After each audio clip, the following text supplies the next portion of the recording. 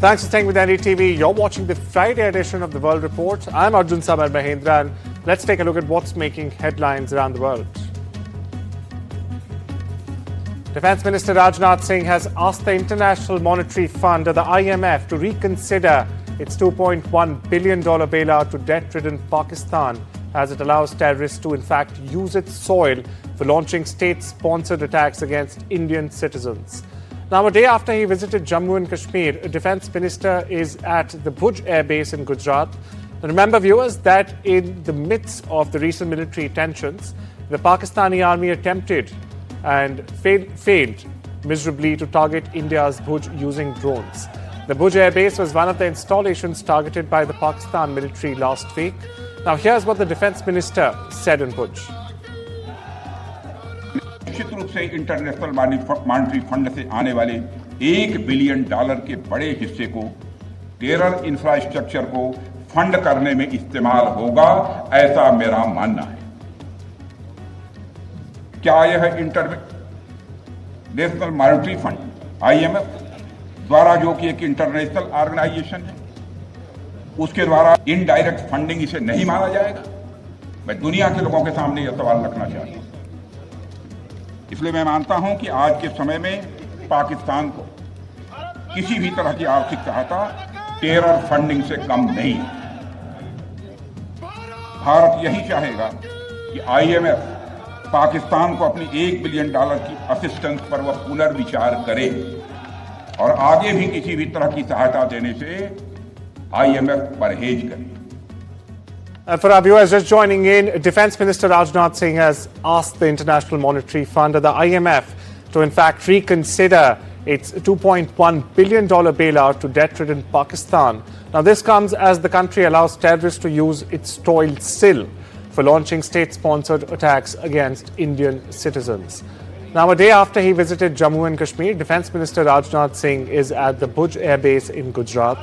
You must remember that in the midst of the recent military tensions, the Pak army attempted to target India's Bhuj using drones. The Bhuj Air Base was in fact one of the key installations targeted by the Pakistani military last week. And once again, here's what the defence minister had to say at Bhuj. Russia and Ukraine are set to hold their first direct peace talks in 3 years, viewers. Both countries have said, but hopes for a breakthrough remain dim. This after Russian President Vladimir Putin spurned an offer by Ukrainian President Volodymyr Zelensky to in fact meet face-to-face in Turkey. Zelensky said he was sending a team headed by his defense minister to Istanbul for the talks, even as he said the Russian delegation did not include anyone who actually makes decisions, accusing Moscow of not only making efforts to end the war but also ignoring Zelensky altogether. Now, Zelensky's announcement on Thursday comes after the Kremlin, in fact, said Putin had no intention to meet with him in Turkey, sending instead a junior delegation for the planned talks. It's a move that Estonian Foreign Minister Margus Sana has said was like a slap in the face. Listen into what the US President Donald Trump had to say meanwhile. Після того, як ми зрозуміли рівень російської делегації, ми бачимо, що вони, на жаль, дуже несерйозно ставляться до реальних перемовин. Ну, поки що ми не бачимо серед присутніх ті, хто дійсно ухвалює рішення, хоча це була, хочу нагадати, пропозиція русських до прямих перемовин, підтримка президента Трампа особисто, що лідери повинні зустрітися, але тим не менш. He wasn't going to go. He was going to go, but he thought I was going to go. He wasn't going if I wasn't there. And I don't believe anything's going to happen, whether you like it or not, until he and I get together. But we're going to have to get it solved because too many people are dying. Thank you. You're going to land right now. Thank you. Thank you, sir. India-US trade talks are progressing well, Commerce Ministry says. Now this as a team from India, in fact, led by Commerce and Industries Minister Piyush Goyal, will be going to Washington for further discussions. Here's what the Foreign Minister Jaishankar had to say, in fact. Listen in. What we've heard on this particular visit by Minister Goyal is the fact that he's scheduled to meet two very important US figures of this Trump administration. Number one being the US Trade Representative Jamieson Greer. Number two being Goyal's counterpart in the U.S. Commerce Secretary Howard Lutnick. Very interestingly, two very important contextual points under which Goyal's visit comes. Number one is the easing of the US-China trade ties. We've seen that tension go down. We've seen both the countries slash each other's tariffs, and that sort of is a dent to India's pitch as an alternative to China as a global manufacturing hub. Secondly, what's also interesting is India's WTO retaliation that happened a few days back. That could also be somewhat of a factor in this trade talks that are scheduled to begin from May 17th to May 20th. What's also interesting is the fact that one cannot rule out the fact that a mini trade deal or the first tranche of this India-US bilateral trade agreement could be done before July 8th. None of my top sources have ever ruled out that that is a possibility, that within that 90-day tariff pause window that India and the US have, that there could be a trade deal. Also, what's interesting is that the last time Minister Goyal visited the UK, within 2 days, there was an FTA announcement. We heard that joint FTA announcement come out by the Prime Minister, Narendra Modi, as well as the UK Prime Minister, Keir Starmer. So nothing can be ruled out. In fact, a mini trade deal could very well be on the cards post this visit by Minister Goyal. A fresh bail petition filed by fugitive diamond trader Nirav Deepak Modi has been rejected by the High Court of Justice, the King's Bench Division in London. Now, this is the 10th bail petition, viewers, since his detention in the UK, which was successfully defended by the CBI through Crown Prosecution Services in London. The bail arguments were strongly opposed by the Crown Prosecution Service advocate, who was ably assisted by a strong Central Bureau of Investigation team consisting of investigating and law officers who in fact travelled all the way to London for this sole purpose. The CBI successfully defended the arguments, which resulted in the rejection of the bail for the 10th time. Fugitive businessman Nirav Modi's bail plea has been rejected. President Donald Trump has pledged to strengthen US ties to the UAE and announced deals with the Gulf state totaling over $200 billion. In fact, and the two countries also agreed to deepen cooperation in artificial intelligence, or AI. Now, after Trump's meeting with UAE's President Sheikh Mohammed bin Zayed Al Nahyan, the White House has said he announced deals that include a $14.5 billion commitment from Etihad Airways to invest in 28 Boeing 787s and 777X aircraft powered by engines made by America's GE Aerospace. Listen in. I have absolutely no doubt that the relationship will only get bigger and better. Your relationship and mine can't get better, so I can't say it's going to get better because it's at the highest level it can be. But our countries will work together. We've become a very hot country. We were not such a hot country 6 months ago. And now I think we're the hottest country, if you want to know the truth. And Donald Trump says Iran has sort of agreed to the terms of a deal on the future terms of its nuclear program. In fact, on a visit to Doha, the US president said, and I'm quoting here, "I want them to succeed. I want to end up being a great country. But they can't have a nuclear weapon. It is very simple, really. It's not like I need to give you 30 pages worth of details. It's only one sentence. They cannot have a nuclear weapon." Listen in. And you probably read today the story about Iran has sort of agreed to the terms. They're not going to make, I call it in a friendly way, nuclear dust. We're not going to be making any nuclear dust in Iran.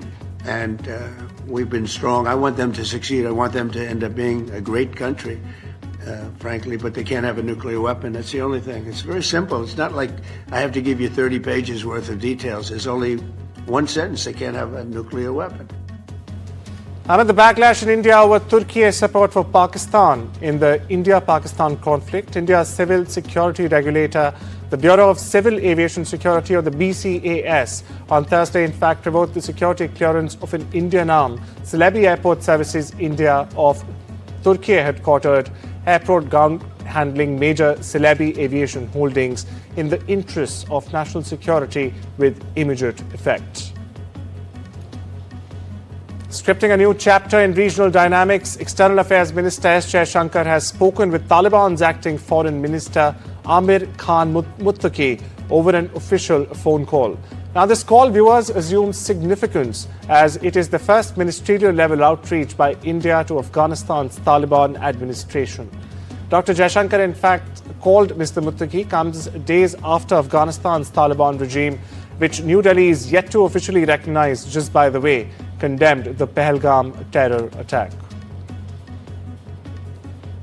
The Department of Homeland Security and Secret Service are investigating a social media post by former FBI Director James Comey that several US officials are interpreting as calling for the assassination of President Donald Trump, the US Homeland Security Secretary has said. My colleague Vishal joins me for more on this story. Vishal, seashells and a number, a cipher number at that. What do you make of this? So what the authorities and the Republican Party and its supporters are saying is that the numbers 8647 actually denote the fact that it's a threat on Trump's life. 86 is a number widely used by mafia in the US to say that someone needs to be executed. And 47 is the number, the 47th president of the US, which is Donald Trump. So if you combine the two, it is a direct threat on Trump's life. But so far, there is no concrete proof to ascertain that James Comey has given this threat to Trump. But authorities nonetheless are investigating because there have been, as you and I and the viewers know, that there have been repeated attempts on Donald Trump's life, particularly in the year 2024 when there were 2 attempts on his life. And also the fact that there has to be some connection between the past because Trump and Comey both have they share some kind of history because back in 2016 when the poll campaign was going on, there was a big case spearheaded by FBI that involved a connection between Trump campaign and Russia. And that was when Comey was fired by Trump. There was another investigation in which Hillary Clinton was involved. So all of that led to James Comey's firing. And so there has been a history between both the leaders, and that since then Comey has been quite critical of Donald Trump. So all of that could be considered by the authorities when they start this investigation, when they escalate this investigation. The investigation has already started. And this controversy, of course, will only explode after this. But for the time being, thank you for getting us and our viewers the latest. Now, moving on and staying with the US, the Supreme Court justices have in fact expressed concerns about allowing President Donald Trump's radical reinterpretation of the Constitution's guarantee of birthright citizenship to in fact go into effect while litigation still continues. In an unusual move, the court heard oral arguments on a series of Trump administration emergency requests seeking to limit the scope of nationwide injunctions that blocked the plan almost as soon as it was announced in January this year. The World Health Organization, or the WHO, has issued a warning, in fact, about the slowing pace of global health progress in its World Health Statistics Report 2025, which was released earlier this week. The report highlighted that by the end of 2024, about 1.4 billion more people were living healthier lives, surpassing the target of 1 billion.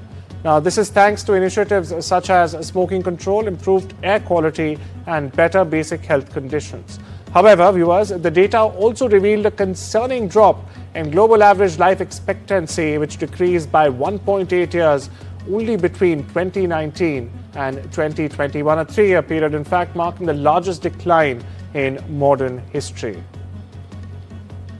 Dozens of farmers and activists gathered outside the Executive Yuan building in Taipei on Friday to protest against the Taiwanese government's plan to pursue a zero-tariff import policy with Washington, fearing its impact on the agricultural sector.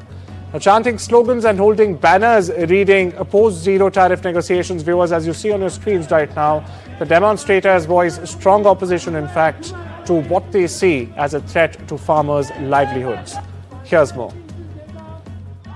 让美方知道呢，我们台湾的人民对这件事情上面的一个不同意。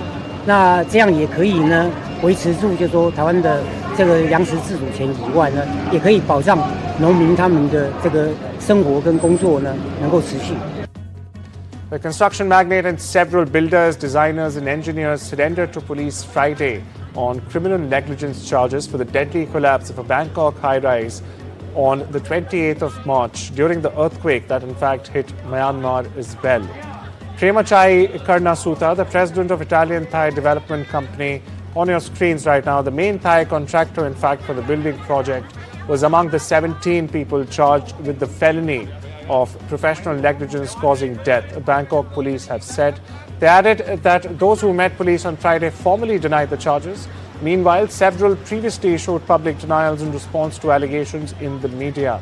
Now, 92 people were confirmed dead in the rubble of the building that had in fact been under construction, and a small number of other people remain unaccounted for still as we speak. Here's more.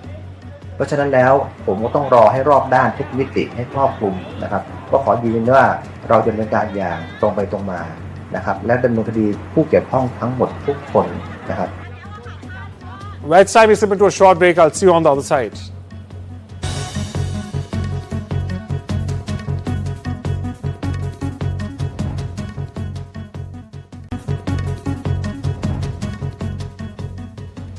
Welcome back. You're watching the World Report on NDTV World. On to some business news now. The world economic growth is projected to slow down to 2.4% in 2025. It's down from 2.9% in 2024. Now, this is due to heightened trade tensions and policy uncertainty, according to a mid-year update of the 2025 World Economic Situation and Prospects Report of the United Nations, in fact, which was released on Thursday. That's yesterday. The latest global economy forecast is 0.4 percentage points below the January forecast. In fact, the global economic outlook has deteriorated significantly since the January 2025 forecast. Sweeping United States tariff announcements and counter-announcements, along with heightened political uncertainty, have further eroded global growth prospects, underlined this UN report. On to a Reuters report now, which claims Alphabet's Google One subscription service, which charges consumers for cloud storage and artificial intelligence features, recently crossed 150 million subscribers. That's correct. It represents a 50% increase since February 2024, when Google One crossed 100 million subscribers nearly 6 years after this service launched. Now, the same month, Google introduced a $19.99 a month plan with access to AI capabilities unavailable for free users. The company further continues to offer Google One subscription tiers for file storage, but without most AI features at lower prices. Facebook's parent company Meta Platforms has asked a federal U.S. judge to throw out the U.S. Federal Trade Commission's case, accusing it of an illegal social media monopoly, saying the agency failed to prove its case at a high-stakes antitrust trial. Now, at this trial, viewers, which began on the 14th of April in Washington to be precise, the FTC has sought to show that Meta illegally dominated the market for social media platforms used to share updates with friends and family through its acquisitions of Instagram and WhatsApp. The FTC is now seeking to unwind those details which occurred more than a decade ago. Barclays no longer expects the US economy to slip into a recession later this year and has in fact revised up its growth forecast. Now this comes in fact amid signs of a de-escalation in US-China trade tensions, the bank said in a note release Thursday. Barclays said it now expects the US economy to grow 0.5% this year and 1.6% next year, up from previous forecasts of minus 0.3% and 1.5% respectively. Reduced uncertainty and improved economic backdrop also led Barclays to lift its Euro-era growth expectations. It now forecasts flat economic growth this year compared to a 0.2 contraction in the previous year. United Health Group shares plunged nearly 13% on Thursday after a Wall Street Journal report that the US Department of Justice had in fact begun a criminal investigation into the company for potential Medicare fraud. If that's correct, the report probe adds to a string of recent setbacks for the healthcare conglomerate that has erased more than half or over $300 billion from its market value since only November of last year, when shares were trading at record highs. In the world of sports, India's javelin star Neeraj Chopra has arrived in Qatar. You see the visuals on your screen. He's set to compete, in fact, in the Doha Diamond League, launching his 2025 campaign. Meanwhile, opponent and friend Olympic champion Arshad Nadeem from Pakistan will not take part in this league. When asked about his friendship with Olympic champion Arshad Nadeem from Pakistan, the athlete said that things will not be the same after the recent Indo-Pak conflicts. From javelin to football now, where Cristiano Ronaldo has topped Forbes' list of the world's highest paid athletes for the third consecutive year, in fact, and the fifth time in his career. Following his move to Saudi Arabian club Al Nassr, Ronaldo's estimated total earnings are around $275 million a year. The Portuguese forward increased his income by $15 million through off-field endorsements as well as lucrative sports deals backed by his large social media followers, 939 million in total to be precise as of May 2025. Well, that's all we have for you this Friday. Have a lovely weekend and I'll see you again on Monday.